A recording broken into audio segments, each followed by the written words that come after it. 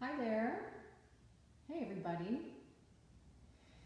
Welcome to Spread the Light. This is a series that I'm doing every week on Facebook Live and on Instagram to propagate the consciousness that we're far more powerful than we realize, and to make this our new normal.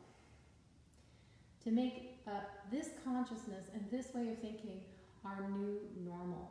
Not only when we become more conscious does life get easier for us, but we become a lighthouse for other people. And so I'm really interested in sharing the consciousness of possibility and expansion with as many people as are interested in hearing about it. And to that end, I created this series. In the last 2 months or so, we've been looking at universal law every week. So we've been looking at different universal laws. And this week we're going to continue with that theme by looking at the law of obedience. The law of obedience. So what does that mean exactly? Well, I'll get to that in a minute. But let's talk about what we covered last week. Last week we looked at the law of sacrifice. And the law of sacrifice is one of my favorite universal laws. It's the principle that we always give up the lesser to gain the greater. So sacrifice is not sacrifice for its own sake. It is a recognition that we've been hanging on to something that actually is functioning as a limitation in order to protect ourselves, or because we don't believe that we're capable of more. We've been hanging on to something and actually as a limitation. And so the sacrifice is not really a sacrifice. It's just this idea of giving up something that is lesser so that we can gain the greater, so that we can allow that which is seeking to emerge in us to come through.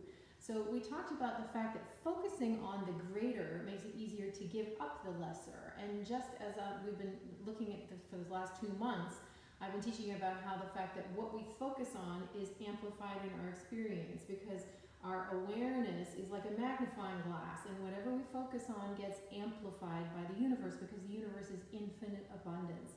Whatever you focus on, it will give you more of. So if you focus on the greater, that is what you would love to create, it makes it easier to give up the lesser. Part of this is discipline. So discipline is the vehicle by which we implement the law of sacrifice.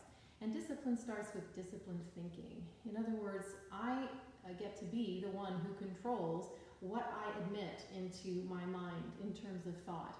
And I choose to focus only on what I want to create, instead of focusing on what I'm worried about or what I fear might happen, because that's surely the way to make it grow in my experience.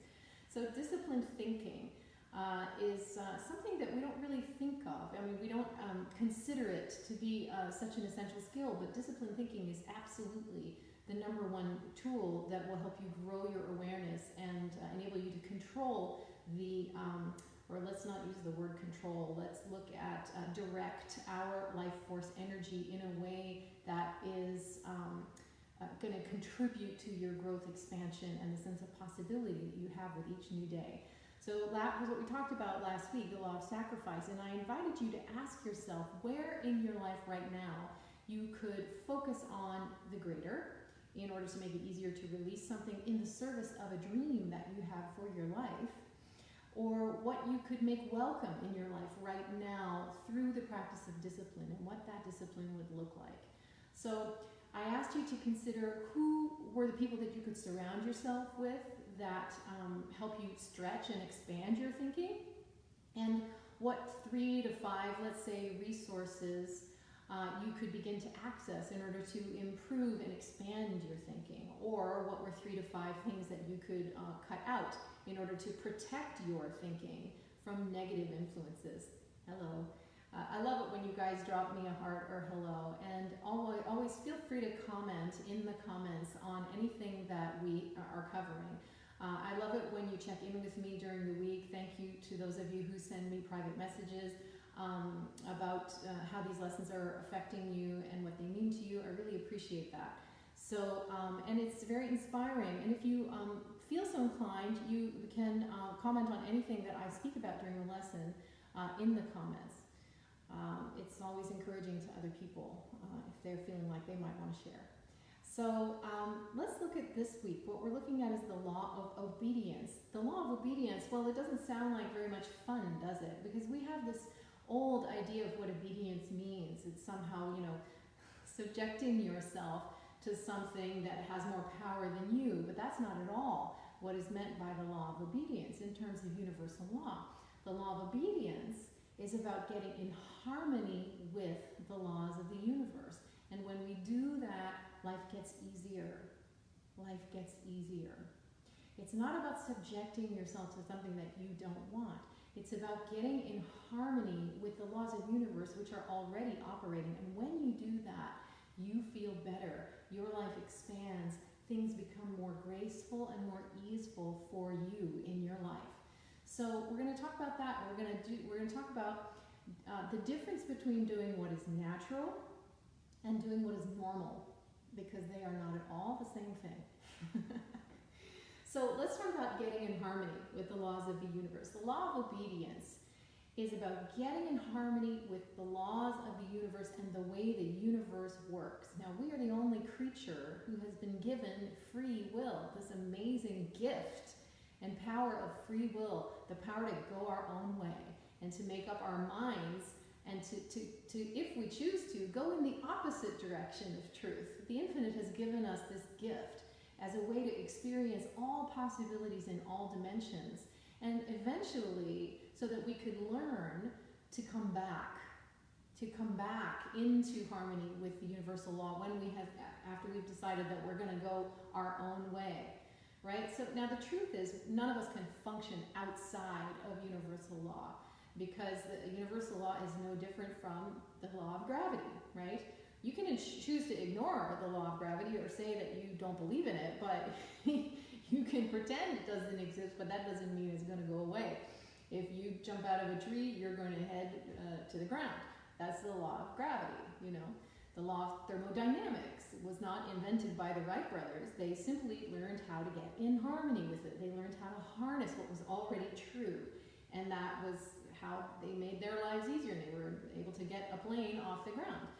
So, you know, we all are working within the laws of the universe. A farmer, when you sow corn seeds, you're going to get corn. You're not going to get apple trees, right? When we plant the seeds of compassion and love and respect and increase in our lives, then we till that soil, the soil of our lives, to remove any weeds of doubt or insecurity or fear or mistrust, then we will reap the things that we sow, right? That's what's meant by reaping what we sow. It's not about punishment or, you know, bad karma. It's about understanding that we all function within the law of the universe. And if we can learn how to recognize how universal law functions in our lives, it's much easier for us to get in harmony with it, and life does get quite a bit easier. So the study of these laws, and that's one reason why I've been doing this series, increases our understanding, and that expands our awareness. So awareness is what keeps us moving up the spiral of expansion, the spiral of our evolution, because each and every one of us is being pulled by a power of becoming that moves in a spiral, upward spiral of growth, of evolution, of expansion. And this awareness is what keeps us on the green, growing edges of our own becoming, right? And so the more we understand how to work with these laws the way that they work, the more we enter into possibility, into the unknown, into a sense of expansion, into something greater that we may not even be able to conceive of right at this moment. But it's there for us, and there is no exception to that rule. Each and every one of us has a higher purpose and a higher power. So let's talk about the difference between doing what's natural and doing what's normal. Normal, let's say, is the tendency that we all have to live in a certain way, and we all have agreements about what's normal. Now, we may have agreements in our family about what's normal, in our relationship about what a normal interaction is, what's a normal way of being, a normal way of living. We have agreements on the societal level about what's normal. For example, we all now agree that we're in something that's not normal, right? It's not normal because it's not what we're used to. So Normal is the tendency that we all have to live a certain way, with a certain paradigm, and inside a certain experience of life. But even though it's normal, because we repeat it, doesn't make it natural. It doesn't make it natural. And we've all been used to circumstances that we considered normal, which were anything but natural, right? Working a 50-hour work week, sitting in a cubicle staring at a screen may be normal for some people, or it may have been normal, but it's not natural. Let's think of it that way. So for what's natural for us is what's in harmony with our own nature. What's natural for us is what's in harmony with our own nature. And our nature is unlimited abundance. Our nature is unlimited goodness. Our nature is unlimited life and unlimited expansion and expression of more and more life and greater levels of potential and possibility. That's what's natural. That's what is in harmony with our nature. So you and I are in the process of coming to understand this. And the expression of our nature shows up in the form of our dreams, the dreams that we have for our life. If only, the ideal life that I imagine in my mind. It shows up in our desires. It shows up in the good that we would like to bring forth in the world, in the creativity that we long to share with other people. And we can't bring this forth. We can't do this without an obedience to the practice of our way of being with our own nature. So while we may have a normal way of living, unless it's in harmony with our nature, it's not natural. So things may seem normal to us, but it doesn't mean that they're in accordance with our nature. Struggle may seem normal, but when we're in harmony with the laws of the universe, actually, we struggle far less. We enter into a flow of ease and grace. Working really hard to get what we want may seem normal, and that may have been the way we were raised, a paradigm inside which we were raised and we never looked outside of it. But that doesn't make it natural. When we're in harmony with the laws of the universe, things get easier. And looking to our circumstances to get permission to do what we want to do may seem normal. In fact, that's the way that most people were raised. Certainly it was the way that I was raised. I mean, that was the way that our whole society came up, was looking to circumstances to determine what's possible.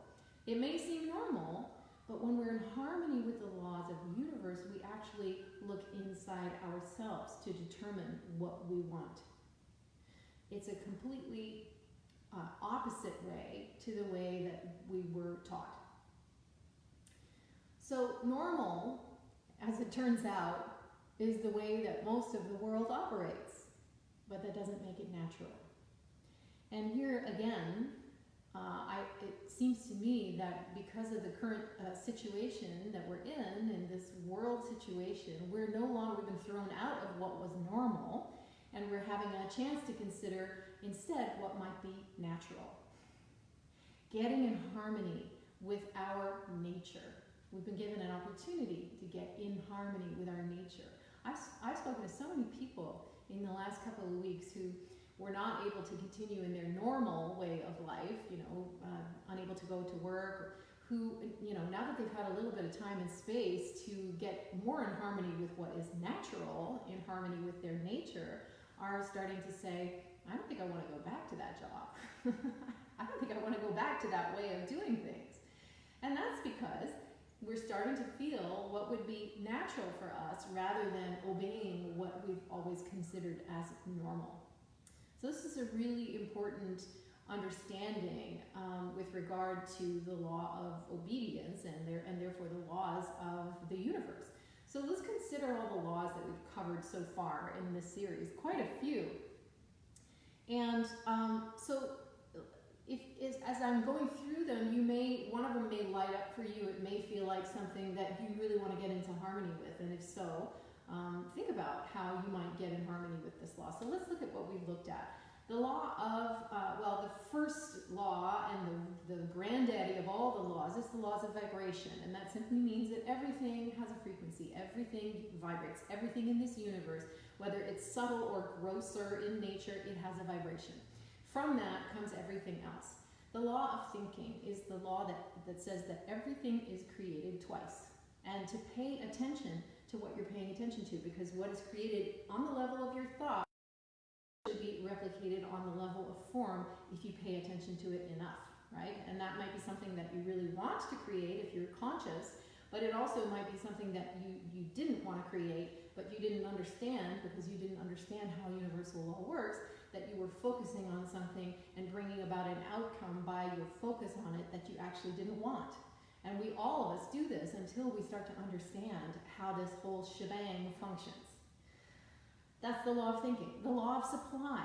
The law of supply states that we live in an abundant universe and that we can make agreement only with abundance. Make no agreement with lack unless you want to see that grow in your experience based on the law of thinking, right? And what you put your focus on is what you will grow. The law of supply says we live in an abundant universe, period, end of sentence. There is nothing outside of that that is true. We live in an abundant universe. Make agreement only with abundance. Make no agreement with lack. Understand that lack is an appearance. You may see lack around you, but it is an appearance. It is not truth. That's the law of supply. We looked at the law of attraction. Well, the law of attraction says that we attract what we focus on. You see the relationship between all of these laws, right? Really, there's only one law of the universe, but we parse it out to understand things a little bit better. The law of attraction says we attract what we focus on, what we are interested in, what we pay attention to. Pay attention. We pay our attention to that, and we attract that. And the law of attraction is activated by a burning desire, coupled with a grateful expectation. So when we want to attract something particular that we're very interested in, we have a burning desire for that, and we set the law of attraction in motion with that burning desire, coupled with our grateful expectation, an elevated emotion of what it would feel like to already have that thing, and boom, that will pull it in. We talked about the law of receiving, the fact that the law of receiving is activated by giving, just in the same way that you can't expect to get heat from a wood stove without putting wood in it first. That's to have something to burn. It's the same thing, right? You can't reap a harvest until you plant some seeds. Regular and systematic giving is the key. Give expectantly and give in the area where you feel the most lack. Yes, that's a paradox, but if you understand it, you have to put it in first, give first in order to receive. You'll understand why you want to lean into the areas where you're feeling the greatest lack. We looked at the law of increase, which I also called the law of praise, because that which we praise increases. We raise up that which we praise in our awareness. And as we become a person of increase, particularly in the areas where we feel lack, we will experience increase. We talked about the law of non-resistance. In other words, focusing on the thing you do want rather than the thing you don't want. This idea of giving up argument, letting go of things, not resisting, just aligning yourself with truth and letting go of the rest. You can see this in the art of Aikido, is when something comes towards you that looks like it might be an issue, a problem, an obstacle, some energy, instead of resisting that energy and fighting it, you welcome it, you work with it, and then you just keep going, right? So you don't meet anything with your resistance. You go into the flow by staying in alignment with truth. That's the law of non-resistance. We looked at the law of forgiveness. Forgiveness is a shift in perception that removes a block in my own awareness to the presence of love all around. So forgiveness is not for the other person. It doesn't condone a behavior or a situation. It simply removes the block in me that was there all along to my awareness of love's presence all around me. And this understanding that goes with the law of forgiveness, that every act, no matter how unskillful, is either a call for love or an expression of love. This is the beginning of compassion. We looked at the law of sacrifice, that was last week, and about this idea of sacrificing the lesser to gain the greater, giving up something of a lower nature to welcome something of a higher nature, something that's more in alignment with what we want to create. And we talked about the practice of discipline as being an expression of the law of sacrifice. So you can ask yourself, which of these laws, maybe one of them as I was speaking, lit up for you a little bit more, you had a feeling in your body like, oh, that's something I'd really like to put into practice. What would you most love to be in harmony with, right? Law of obedience. So law of obedience is allowing ourselves to get in harmony with the laws of the universe rather than thinking that we can work outside of those laws. It is not possible. The only choice we have is whether we work with these laws consciously or unconsciously, and that's it. So which of these laws would you most love to be in harmony with? And what is one action that you could start that would put you into greater harmony with that law? Or what is one action that you could stop that would put you into greater harmony with that law? I've really loved teaching this series and sharing these ideas with you. Next week we'll have one more universal law. And then after that we're going to move to different topics. And I'm really excited to explore all of these with you. And I hope that you will take what I'm sharing with you and really find ways to integrate it into your life, because it only works if you use it. This is for the purpose of empowering all of us to allow this to become our new normal, to allow a new consciousness to pervade life and the way we do things and the way we think about things and the way that we perceive things. Because this is where our power comes from. It comes from our consciousness. It comes from our awareness. And nothing out there in the world can change until we change inwardly and individually. This is how we can accomplish all the great good that we would love to see in the world, is by making that change on the inside. As Gandhi said, be the change that you want to see in the world. So I hope that you've enjoyed this so far. I'm looking forward to continuing this series indefinitely. I hope to always be here on a Monday at 1 o'clock with you guys on Facebook, sharing my passion and my love for the grace that we've been given in the form of human birth to understand and to harmonize with our own greatest good, and therefore the greatest good of everyone, of this whole planet. If you want to do something good for the world, get in alignment with yourself. That's the way. All right. Couple of things. The next Dream Builder group coaching course, which I am teaching, starts on June 2nd. That's a week from tomorrow. If this is something that you feel like has got your name on it, PM me and we can get you in my schedule to have a conversation about whether this would be the right thing for you. If that's something that speaks to you, make sure you reach out to me, because this week is the last chance to join that group. Okay. Thank you so much. Everyone, many blessings. Have a wonderful week, and I look forward to seeing you next week. Bye.